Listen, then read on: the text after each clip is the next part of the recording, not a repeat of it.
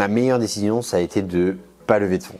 Parce que aujourd'hui, je suis le capitaine d'un bateau où j'ai les mains libres. Une vraie réussite. Donc la meilleure décision, c'est pour moi d'être fier d'aller travailler chez Clémentine tous les matins. Okay. Et qu'est-ce qu'on peut te souhaiter? Eh bah, tu peux me souhaiter de devenir milliardaire si tu veux.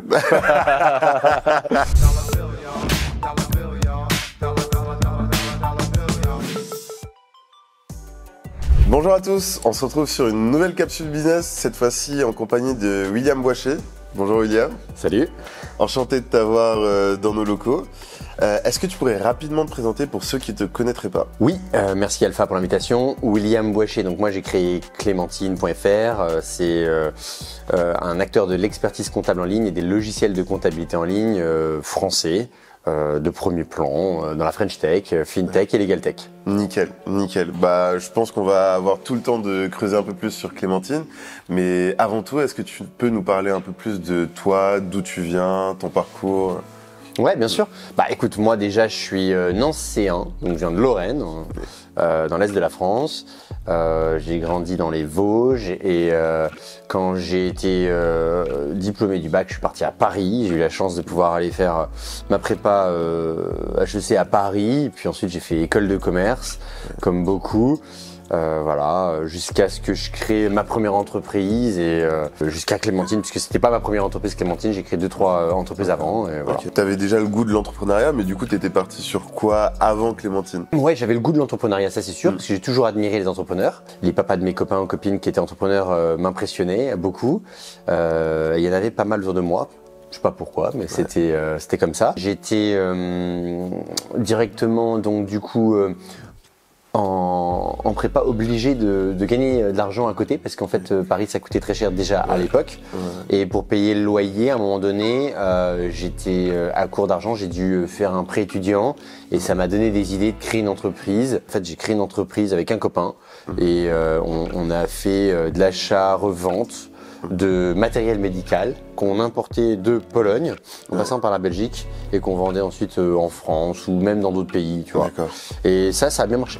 Ah, c'est top. Et du coup, tu as continué? Ouais, j'ai continué. Bon, après, on a eu des petits sujets avec les histoires de taxes, parce qu'il y a des droits de douane. Enfin, même si on est en Europe, il y avait des taxes avec la TVA. Ça m'a refroidi, donc j'ai un petit peu mis le pied là-dessus.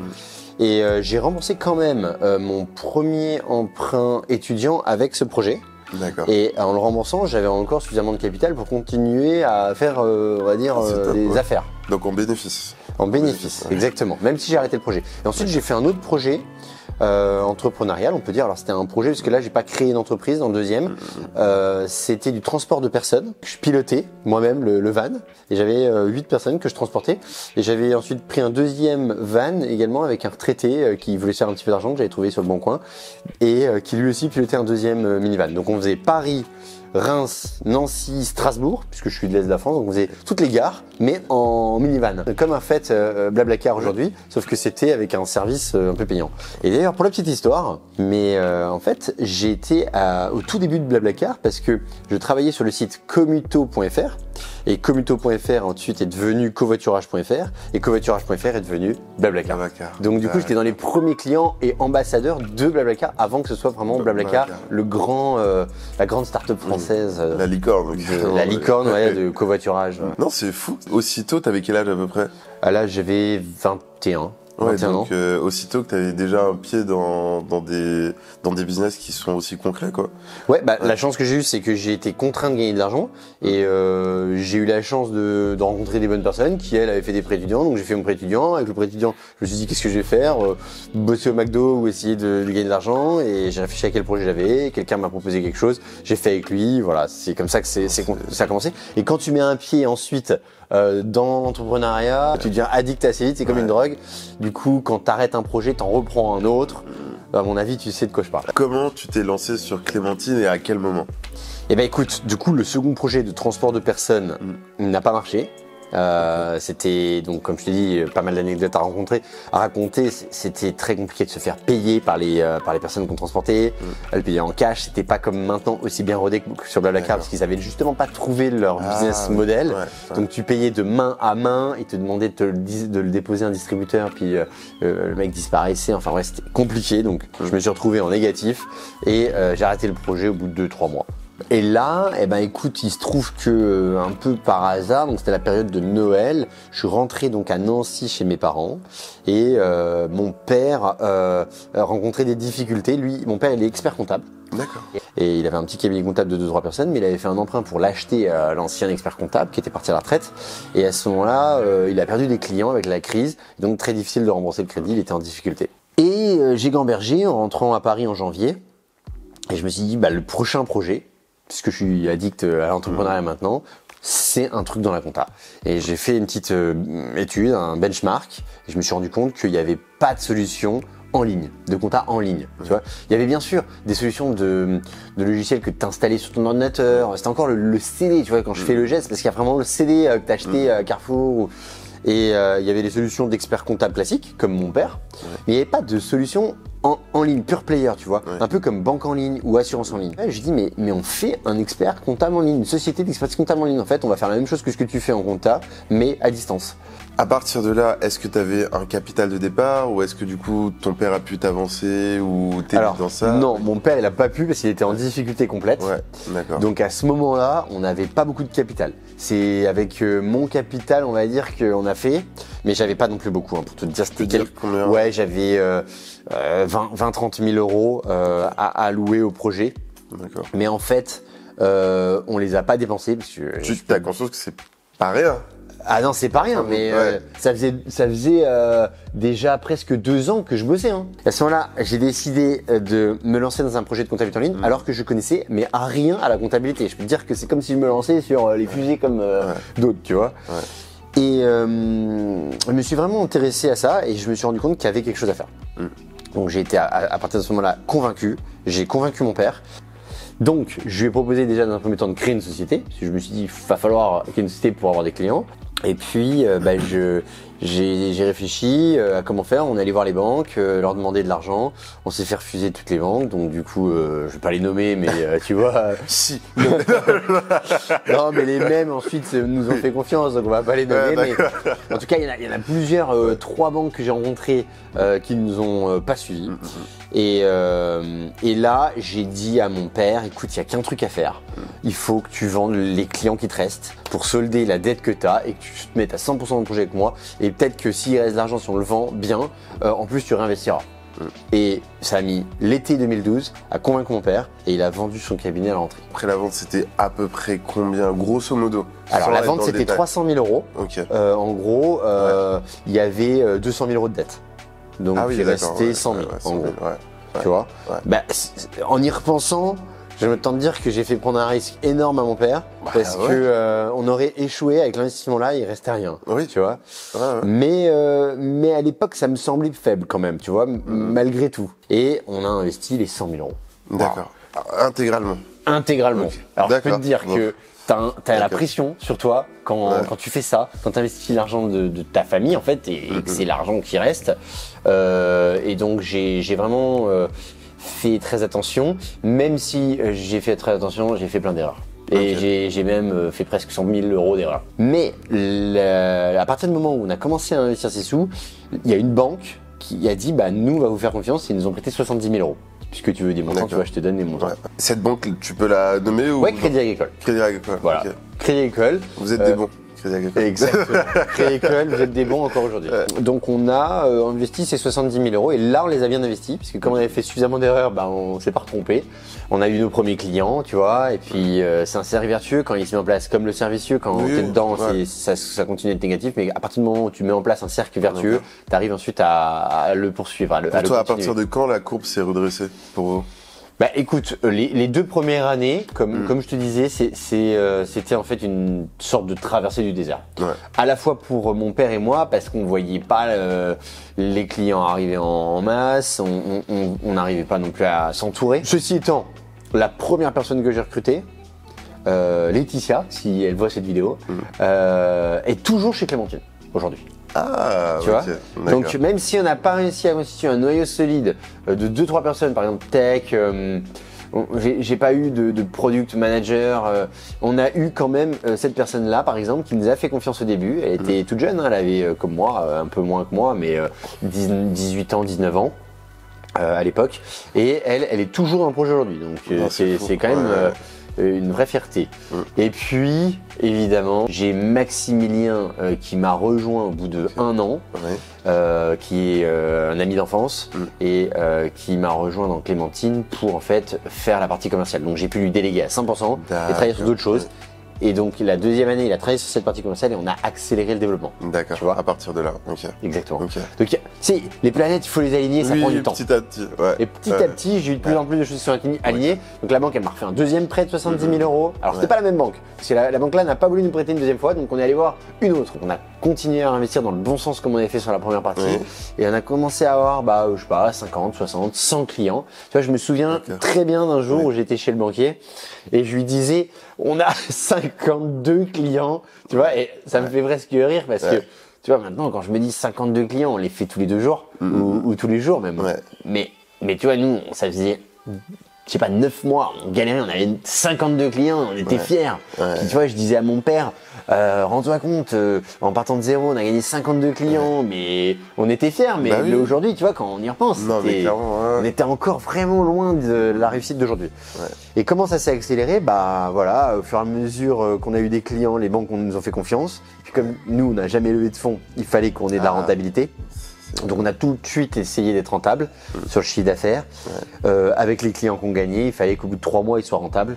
Et c'est ce qu'on a fait. D'accord. Et là, qu'est-ce que tu peux nous dire sur Contact Clémentine, enfin sur Clémentine à l'heure actuelle? Ouais, parce qu'en fait c'était Contact Clémentine à la base et on est devenu Clémentine. D'ailleurs avec une anecdote assez sympa parce que le nom de domaine, l'acheter ça a été très très compliqué. Clémentine? Ouais, Clémentine.fr, on a acheté le nom de domaine. Et c'était dur? En fait, Clémentine.fr c'est générique, tu vois, c'est comme pomme ou poire. Et acheter juste Clémentine.fr, c'était pas simple. Ça appartenait à un camping dans le sud de la France.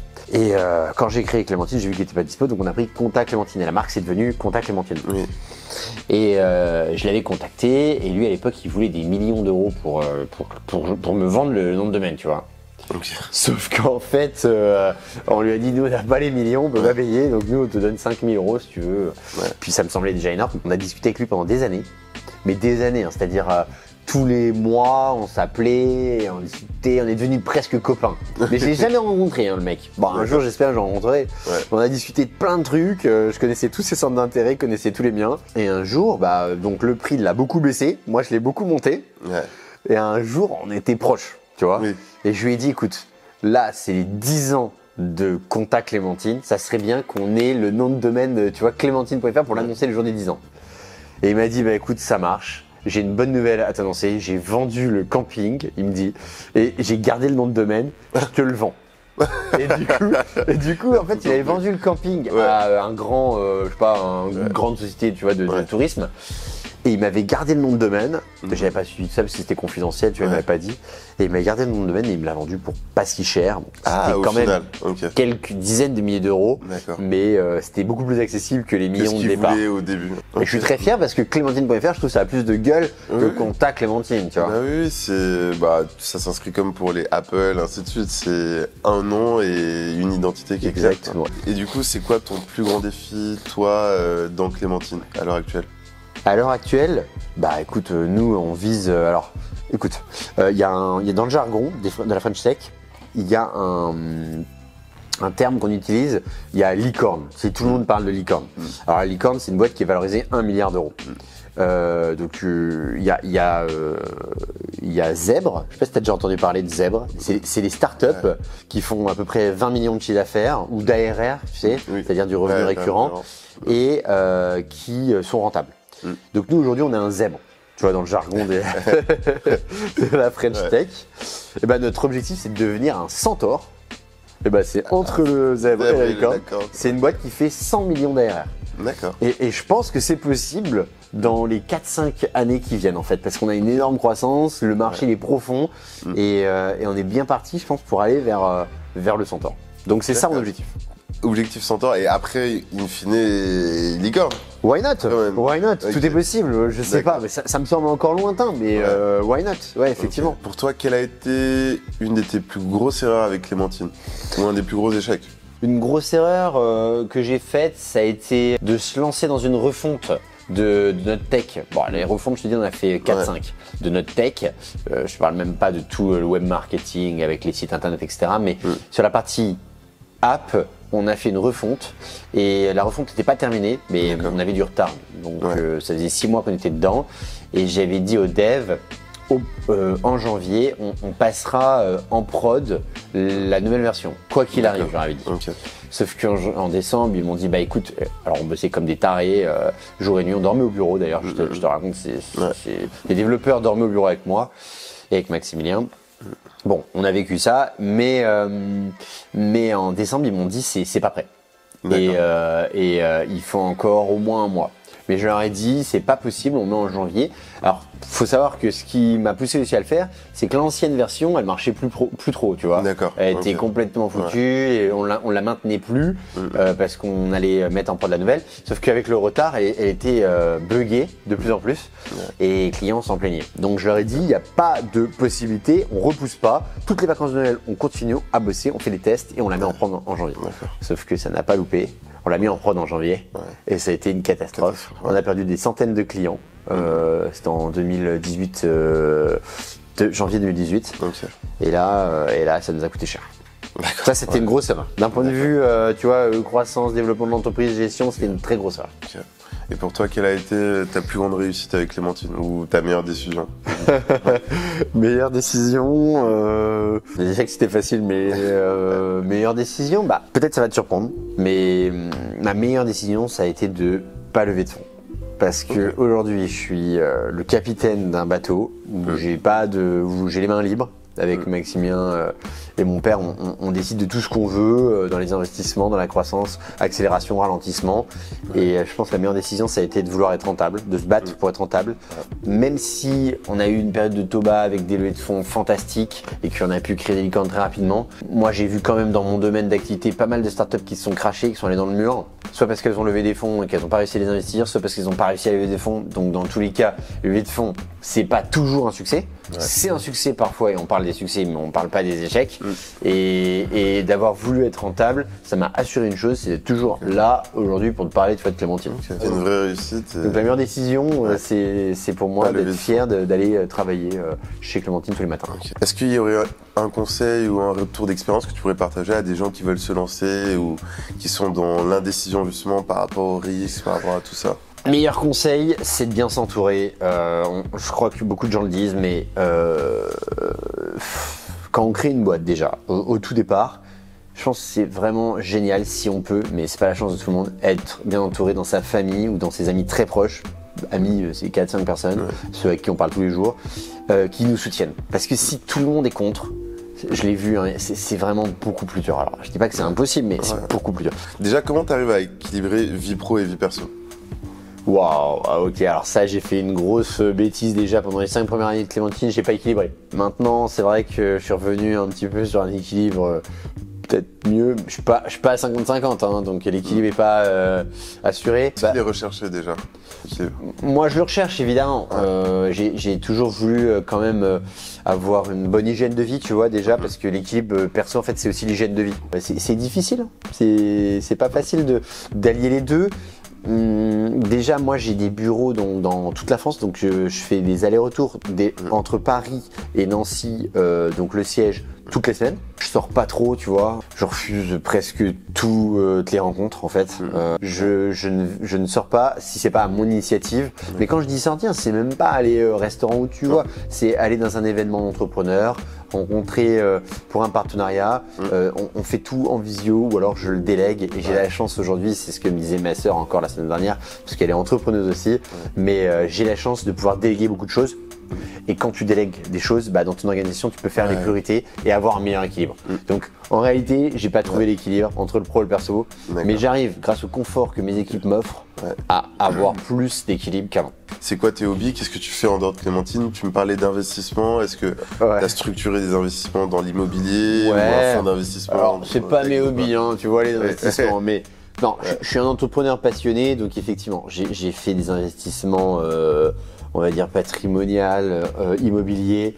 J'ai fait pas mal d'investissements également dans des startups. En général, c'est des coups de cœur ou alors dans des copains, tu vois, de la love money comme on dit. Mes hobbies, par contre, non, c'est la peinture, tu vois. Ça fait longtemps que tu peins? Ouais, je peins depuis des années, mais tu vois, je suis pas un grand peintre. Bon, je mets quelques tableaux au bureau.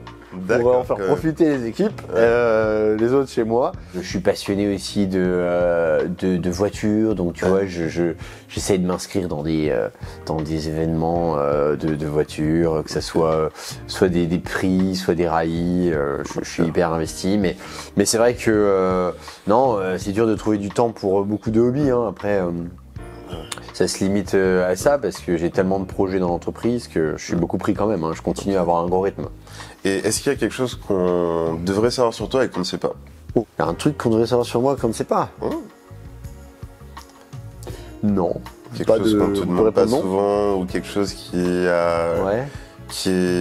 un trait fort de ta personnalité ou de ta vie? Ouais, écoute, moi je suis très focus sur la partie business. Si t'es copain avec moi, tu parles business un coup sur deux. On me dit que je suis dur parfois. Est-ce que tu trouves que je suis dur? Pas là, mais non, c'est pas dans quel cadre? Non, je pense que je suis exigeant. Après, effectivement, tu vois, j'ai envie de pousser à fond Clémentine. Je pense qu'on n'est pas du tout allé au bout du projet, que c'est le début encore. J'ai envie de développer plein de choses, plein de projets, peut-être demain de nouveaux projets aussi, parce que en fait, tu vois, je te dis que je suis passionné par les voitures. J'ai mené plusieurs projets à travers les voitures et notamment, pourquoi pas un jour, tu vois, rêver et carrément créer une marque. Ça paraît un petit peu fou de dire ça, mais une marque qui pourrait être comme dans les montres, tu vois, dans les montres il y a des montres de luxe, on pourrait faire une voiture de luxe très sport. Là, le fait d'avoir construit Clémentine, ça me permet de rêver plus grand. J'ai la tête dans les étoiles, j'ai envie de faire. C'est quoi ton plus grand rêve? Mon plus grand rêve, perso, c'est de construire une famille. Pro, c'est peut-être de réussir à continuer à développer, tu vois, une grande boîte. Puis pour rebondir sur ce que tu m'as dit tout à l'heure, en alliant le perso, tu vois. D'allier le perso et le pro. Voilà, trouver un équilibre. Parce que tu vois, il y a des grands entrepreneurs, mais quand tu regardes et que tu t'intéresses à leur vie perso, ils ont pas de vie perso, c'est chamboulé, c'est n'importe quoi. Ouais. J'aimerais quand même bien te faire construire un truc solide des deux côtés. Pas que pro et que ce soit le bordel dans le perso, ou pas que perso et que ce soit le bordel dans le pro. Il faudrait que ce soit bien carré dans les deux côtés. Ça, c'est mon plus grand rêve. Tu vois, c'est peut-être pas un rêve si fou, mais d'avoir quelque chose de solide des deux côtés, tu vois, j'aurais accompli ma vie. Tu vois, c'était ça mon plus grand rêve. Ok. Et c'est quoi ta plus grande peur ou crainte?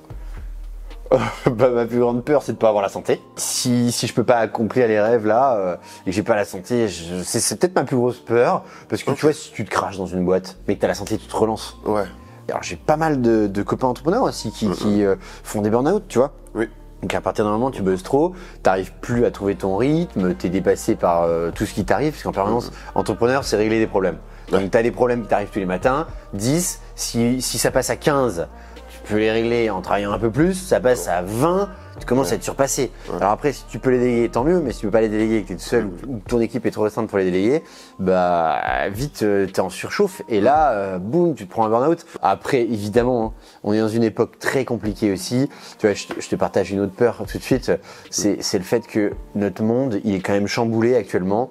Et on le voit géopolitiquement, mais on le voit économiquement, on le voit politiquement. Il y a des crises politiques dans le monde entier. J'espère que notre période dans laquelle on vit, toi et moi, de jeunes entrepreneurs, qu'elle soit propice à continuer à développer des projets. Et qu'est-ce qu'on peut te souhaiter? Tu peux me souhaiter de devenir milliardaire si tu veux. De me marier dans 5 ans, ou des trucs comme ça, tu vois, d'aligner le pro et le perso.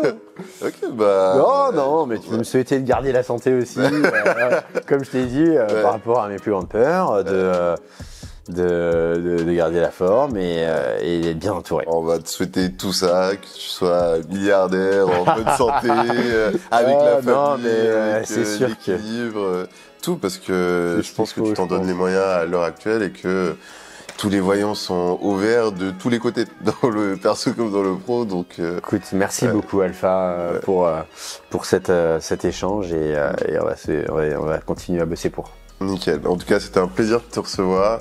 Retrouvez-nous très rapidement sur la capsule. On vous dit au revoir. À bientôt.